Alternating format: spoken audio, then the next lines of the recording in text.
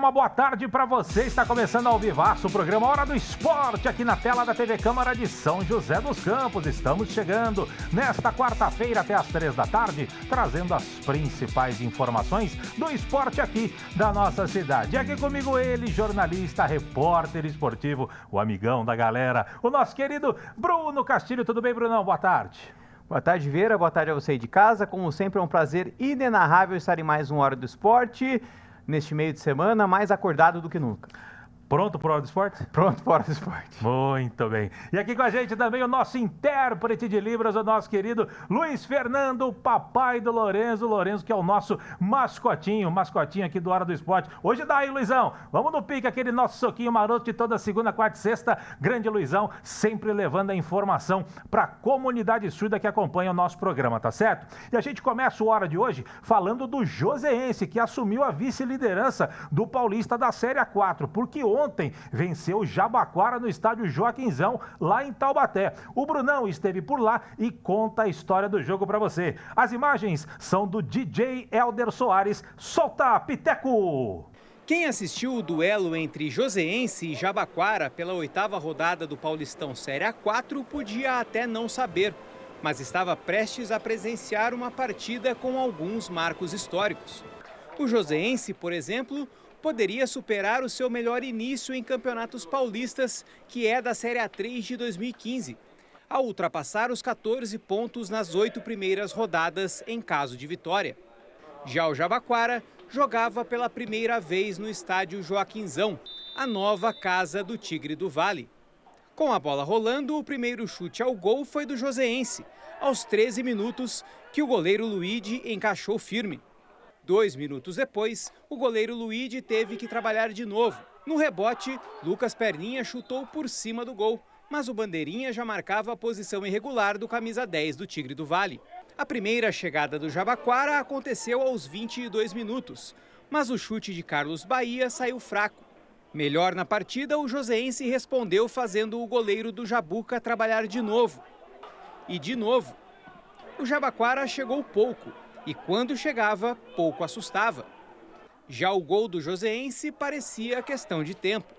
Na segunda etapa, o Joseense precisou apenas de 40 segundos para chegar com perigo, mas o chute do Diogo foi para fora. Só dava Joseense. Nesse chute do Kevin, o goleiro Luigi deu um leve desvio com o pé esquerdo e a bola bateu na trave.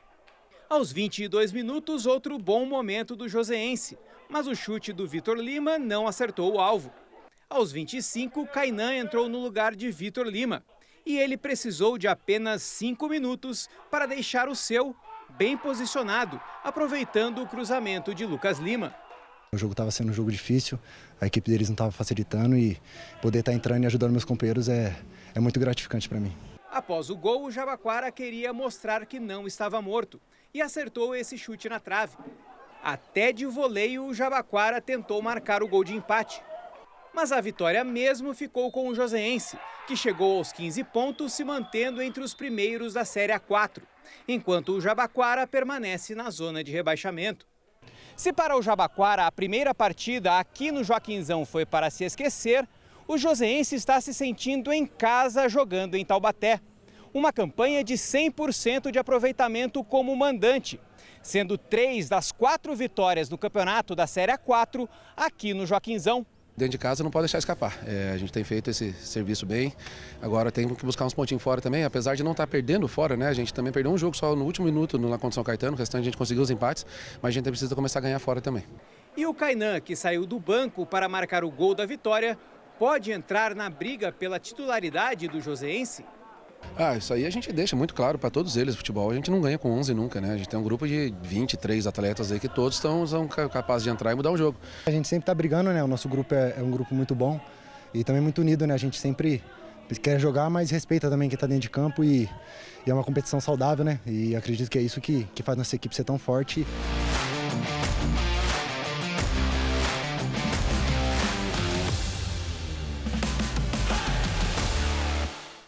Pois é, Brunão, você esteve ontem, muito calor lá no estádio do Joaquinzão, é até desumano, até não, com certeza é desumano, com o calor que está sendo feito, que está está sendo feito, com o calor que está acontecendo no Brasil inteiro, jogar bola 3 horas da tarde é demais. Taubaté é uma cidade quente, assim como São José, não dá para produzir muita coisa, mas mesmo assim o Joseense acabou passando por cima disso e fez aquilo que se esperava, venceu um time que está lá embaixo, também aproveitando o fator casa, que é relativo, né?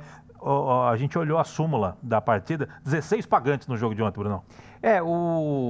Eu achei que, até conversando com você em off, achei que poderia ser um placar um pouco mais elástico, talvez começando com 2-0 aí para o Joseense, mas de fato o calor acabou prejudicando o jogo para os dois lados, né? O Joseense atacou, criou boas chances, mas na hora de concluir não foi tão feliz quanto nos outros jogos. Até o pessoal brincou bastante, mas quando joga com a gente, os goleiros viram tudo Neuer e tal, falando até da defesa que o goleiro Luigi fez com o pé lá, que ele deu um toquinho com a ponta da chuteira, a bola bateu na trave e saiu. Mas de fato é um resultado importante para o Joseense, e o Jabaquara aí que até fez um jogo não tão propositivo, né, no final, só que criou algumas poucas chances, mas acabou aí sofrendo mais uma derrota.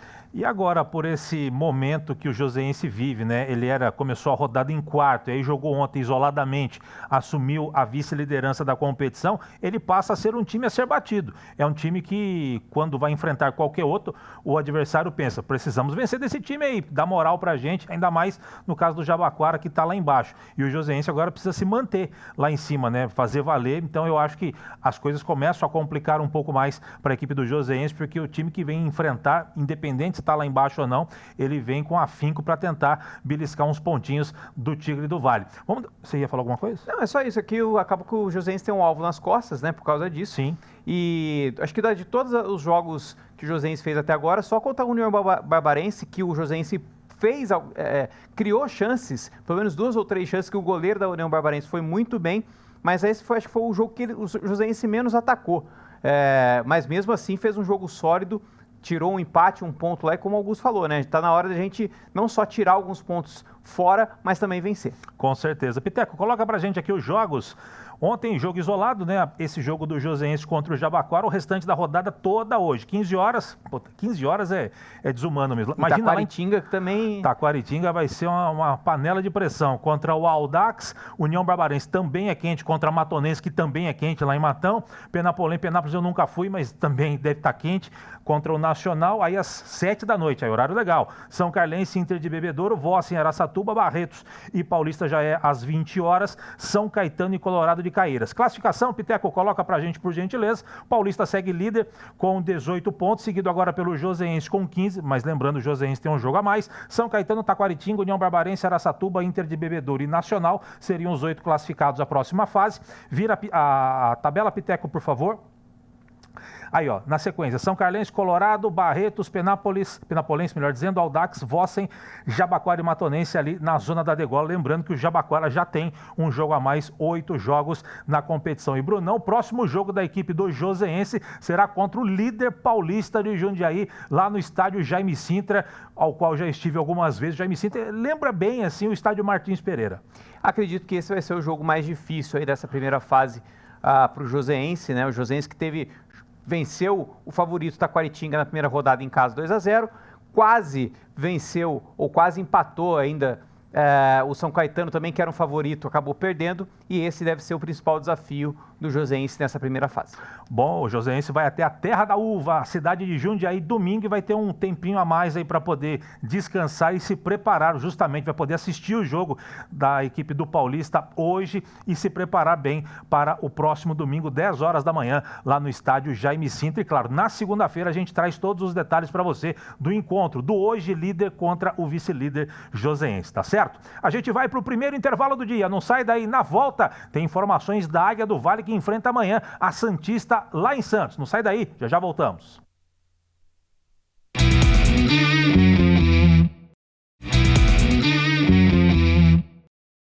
Muito bem, estamos de volta com a Hora do Esporte para falar do São José Esporte Clube. Depois da vitória revigorante contra a Ferroviária fora de casa, o time do técnico Paulo Roberto se prepara para encarar a Portuguesa Santista em Santos, em um confronto direto na parte intermediária baixa ali da tabela de classificação. Nosso repórter, o João Delfino, esteve no treino da Águia e conta as novidades, inclusive com jogadores novos no elenco. As imagens são do sambista Luciano Coca, o nosso Coquinha, e também do nosso Marquinhos Alves. Solta, Piteco!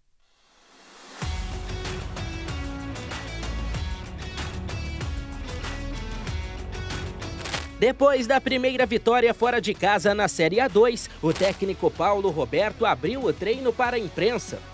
A atividade serviu também para mostrar os reforços anunciados recentemente já em ação. Michael Paulista, meia de 30 anos, que chegou do Uberlândia, e Bruno Menezes, também meio-campo de 23 anos, que é formado nas categorias de base do Palmeiras e chega por empréstimo junto ao Itabirito de Minas Gerais. Os dois foram indicações do novo professor. Quando nós aqui chegamos, o que nós sabíamos e que foi comunicado para nós foi que nós tínhamos 2 ou 3 fichas apenas para serem usadas a nível de você reforçar o elenco, né? E dentro de algumas posições que nós achamos que seriam as posições ideais. Dentro disso, nós conversamos bastante com a nossa diretoria, principalmente eu com o Sid Clay, e nós tivemos a oportunidade de priorizar jogadores que estejam em plena atividade. Nós procuramos indicar jogadores que estavam em atividade, que nós acompanhamos de perto, não só trabalhando conosco, mas também jogando contra nós. E tem atleta que não é tão novidade assim, mas sempre é assunto no ninho da Águia.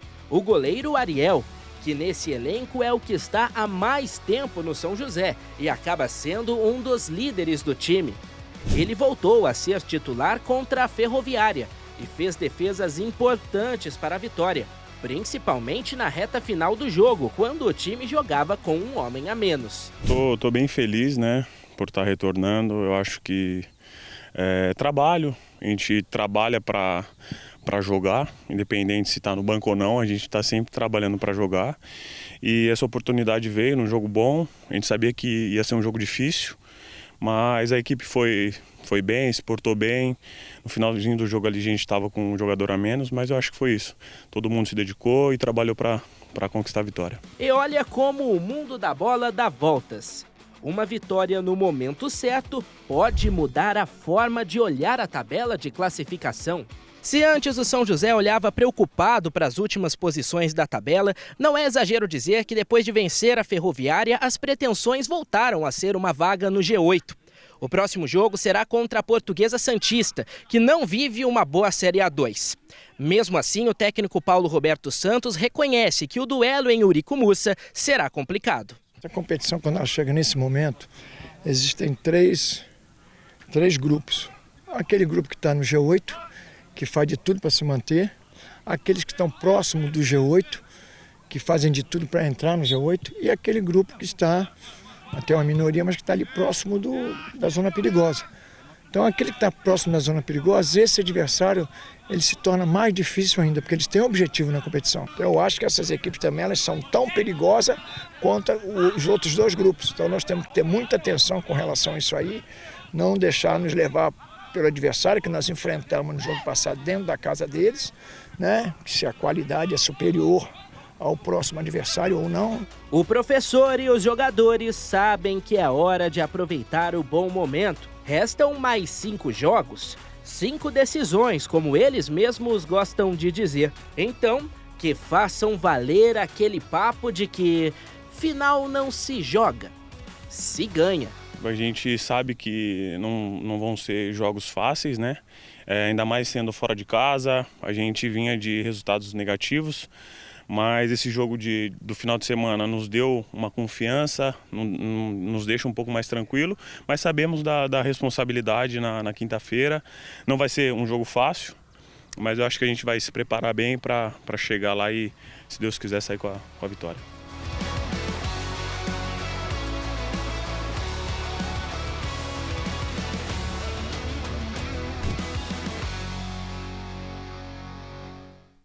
Pois é, Brunão, o São José agora se prepara para enfrentar a equipe da Portuguesa Santista lá em Eurico Mursa, campo apertadinho, mais ou menos com as mesmas dimensões da Javari, onde o São José não foi tão bem assim, não foi de todo ruim não, mas não foi tão bem assim, só que o ânimo é completamente diferente. O ambiente, as informações que a gente tem de bastidores é que o ânimo mudou completamente e a vitória também, obviamente, que ajudou e muito para que esse ânimo esteja renovado, esteja diferenciado e agora é pensar em vencer, somar pontos, porque o São José sabe. Aliás, ele vai jogar isoladamente amanhã, porque toda a rodada será hoje, ele já sabe que se ele vencer, ele vai para a zona de classificação ou não, se ele vai ficar próximo ou não, e se porventura ele perder, ele vai ficar mais próximo da zona de rebaixamento. Ou seja, jogo importante, mas a Portuguesa também vai jogar tudo, porque precisa sair dali, porque ela é o primeiro time já próximo da zona da degola. Acaba sendo um confronto direto, né? Porque se a Portuguesa vence o São José, ultrapassa o São José, joga o São José para baixo. Acho que o São José acabou se encontrando um pouco ali agora nessa parte do campeonato, né? Com um tempo a mais para o Paulo Roberto trabalhar, diferentemente do que foi contra o Santo André, que trabalhou só num dia e já teve que jogar no outro. Então, com mais tempo, acho que o time do São José vai acabar se encaixando.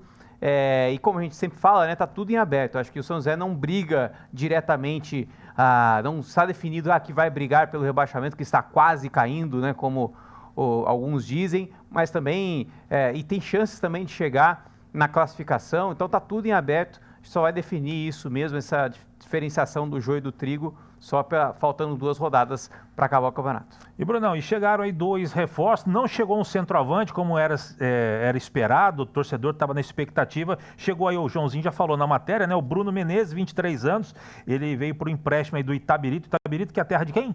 Tele Santana. Ele que ele começou na base do Palmeiras, passou por Ponte Preta, Inter de Limeira, também no Aimorés em Minas Gerais, estava disputando o Campeonato Mineiro da primeira divisão, e também o Michael Paulista, de 30 anos, esse é mais experiente, né?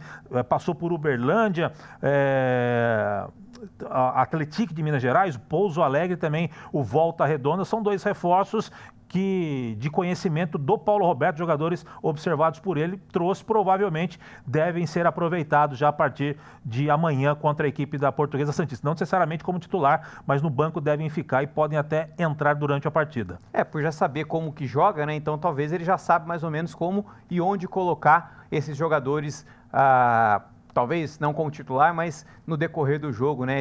O jogador tem tal característica, pode entrar no segundo tempo, então ele já sabe mais ou menos como mexer essas peças. Muito bem, Piteco, coloca pra gente aqui a rodada, 11ª rodada, como eu disse, toda ela hoje, exceto o São José que joga amanhã. 15 horas, daqui a pouquinho, Juventus e Grêmio Prudente, Primavera e Votuporanguense. 19 horas, Ituano e Oeste, 7h30 da noite, Linense Capivariano, São Bento e Santo André, 8 da noite, Taubaté e Rio Claro, 15 de Piracicaba e Ferroviária. Jogo bom esse aqui, hein? Jogo bom. Eu não sei se chegou técnico lá na Ferroviária, porque ele foi demitido contra o São José. Confesso que eu não vi se chegou um novo treinador. E amanhã, como a gente já falou, 20 horas, Portuguesa Santista e São José. Classificação, Piteco, coloca pra gente, por favor. Tá tudo muito igual, exceto Primavera e 15, que já deram uma desgarrada. Primavera 22, líder 15 de Piracicaba 20. Olha só, Grêmio Prudente é o terceiro com 17, depois Capivariano, Votuporanguense, Juventus, Oeste e Ituano. Olha só como tá tudo muito perto. Taubaté, que é o 9º colocado, tem 13. Santo André, Ferroviária, São José, que tem 12. São José vencendo, vai a 15, provavelmente entra já no G8. Linense, Portuguesa Santista, São Bento e Rio Claro, que estão na zona da degola, 2 vitórias já colocam ele muito próximo do G8, ou seja, o campeonato está muito louco, está tudo em aberto, como o Brunão disse, e a gente só vai realmente saber quem vai brigar mesmo pela classificação, quem vai brigar pelo rebaixamento. Nas 2 últimas rodadas, com certeza, essas próximas 3 vão definir algumas coisas, mas não vai dar para cravar nada em relação a quem sobe, quem desce, quem classifica, quem fica de fora, né, Brunão? Pois é, tem que esperar e é mais emoção, né, porque a Portuguesa Santista que está olhando para baixo, se ganhar, já pode olhar para cima. Então, tudo muda. Cada rodada é uma emoção diferente, é um jeito diferente para olhar para a tabela. Muito bem. Na sexta-feira, claro, a gente traz todos os detalhes para você desse jogão de bola Portuguesa Santista e São José no estádio Eurico Mursa em Santos, um estádio lendário, um estádio muito conhecido. Quem conhece futebol, obviamente conhece o estádio de Eurico Mursa. Já estive lá algumas vezes, é muito bacana. Futebol raiz é em Eurico Mursa, um espetáculo. Tá certo? Lá não tem grama sintética. Lá não tem grama sintética, lá é terrão mesmo, que beleza, quase terrão. É nada, lá a grama é boa. Já foi ruim, mas lá... A drenagem que não é muito boa. É verdade. Garoou, ferrou. Detalhe é o seguinte, a gente vai para o último intervalo do dia, não sai daí, já a gente volta com mais informação para você aqui no Hora do Esporte.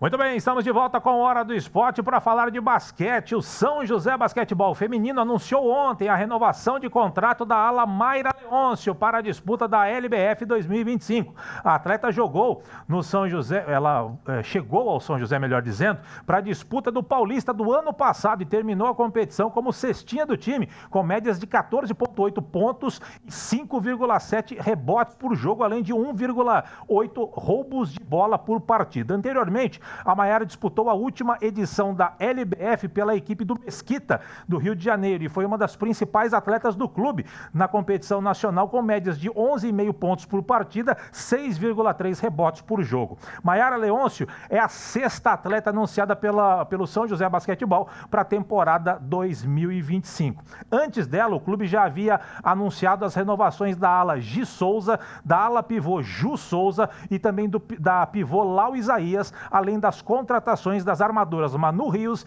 e Ana Júlia. A apresentação oficial do elenco do São José Basquetebol será na próxima quarta-feira, dia 26, na sede do patrocinador da equipe. E o time já tem data marcada para a estreia na temporada 2025. Será no dia 8 de março, às 11 horas da manhã, pela LBF, contra o Corinthians, no ginásio Vlamir Marques, em São Paulo. É o São José anunciando atletas, renovações. Me parece, Brunão, pelo menos pelas primeiras contratações e renovações, que o time vem forte para essa temporada. Talvez um time mais maduro do que o do ano passado, né? Mais experiente. Então, esse time do São José parece que é um pouquinho mais encorpado do que o do ano passado em relação ao ano passado. Então, vamos ver como é que esse time vai se encontrar, né, em quadra, até porque esse ano o campeonato está um pouquinho mais, não vou dizer fácil, né, porque o Ituano, como a gente até comentou aqui, não vai jogar, né, foi descontinuado o time, mas ainda tem o Sampaio Corrêa, o próprio Corinthians, que é muito forte também. Então, tem essas pedras no caminho para o São José, mas vamos ver como é que o time vai se comportar esse ano. Pois é, sucesso aí para as meninas. Você está vendo aí imagens da nova contratada, a Mayara, muito bacana, e fotos do nosso Léo Lenz. O incansável Léo Lenz está em todos os esportes de São José, trabalhando muito ali, e o São José Basquetebol se preparando. Sucesso aí para o São José Basquetebol. A gente estará nessa apresentação do São José Basquetebol Feminino e a gente vai trazer os detalhes para você aqui no nosso Hora do Esporte. Que muda de assunto, Brunão, porque a equipe feminina do São José Rugby conquistou no último final de semana o título da 17ª edição do Beach Rugby Ilhabela. O Beach Rugby é uma adaptação do Rugby Sevens, sendo disputado na areia ao invés dos gramados. O torneio contou com 6 equipes divididas em 2 grupos de 3. O São José começou sua campanha com uma vitória convincente sobre os Cougars por 25-5. No segundo confronto, enfrentou o SPAC e em uma partida equilibrada empatou por 20-20, garantindo a sua classificação para as semifinais. Na fase eliminatória, a equipe joseense enfrentou as goianas e conquistou, os goianos é o time, né? E conquistou a vitória por 20-10, garantindo a vaga na grande decisão. Na final, reencontrou o SPAC com um desempenho consistente, venceu por 25-15, sagrando-se campeãs da competição de forma invicta. Bacana, né, Brunão? O rugby na areia. Se já jogar no gramado já é difícil, imagine correr na areia, passar a bola, tem que passar de lado ou passar para trás. Realmente é diferenciado, e São José mostrando a sua força. Tem que ter força na perna, porque, né, o piso sendo areia, a areia às vezes até fofa, é complicado. Então, parabéns para o time todo do São José, campeão aí do Beach Rugby, que, pô, deveria ser esporte olímpico também. Tem um esporte olímpico aí que ninguém gosta. Você não gosta de escalada? Põe o Beach Rugby lá. Break dance? Esse já caiu já, esse já não é mais. Ai, meu Deus, mas só a matéria de breakdance ficou muito boa. E a gente dançando no estúdio, pior ainda. Que beleza! Muito bem, parabéns aí pra galera, as meninas do rugby de São José, sendo campeãs aí lá em Ilhabela, na areia, não é fácil não. Brunão, ainda no assunto rugby, olha só que legal, São José Rugby, o masculino, ele foi incluído no Rugby 25, game disponível para Xbox e PlayStation 5, você tá vendo imagens aí, ó. E a presença do time do São José no jogo faz parte de um acordo entre a Confederação Brasileira de Rugby, a CBRU, e a produtora do game, que utilizou imagens e detalhes oficiais dos uniformes para representar a equipe no mundo digital. Além do São José, é claro, tem a seleção brasileira, tem o Jacareí Rugby, você tá vendo aí os times, ó. Tem o Desterro de Santa Catarina, Farrapos de Bento Gonçalves no Rio Grande do Sul, Touros de Curitiba, Niterói do Rio de Janeiro, o Pira Rugby de Piracicaba, o time da Poli de São Paulo, a Politécnica, né, de São Paulo, entre outros times do Brasil e do mundo, além de várias seleções também do mundo, né? Olha só, bacana ali os detalhes, olha a perfeição, olha ali o time da seleção brasileira, olha o São José aí, ó, olha que bacana. As imagens, olha lá, o Jacareí Rugby aqui, o nosso co-irmão, Desterro.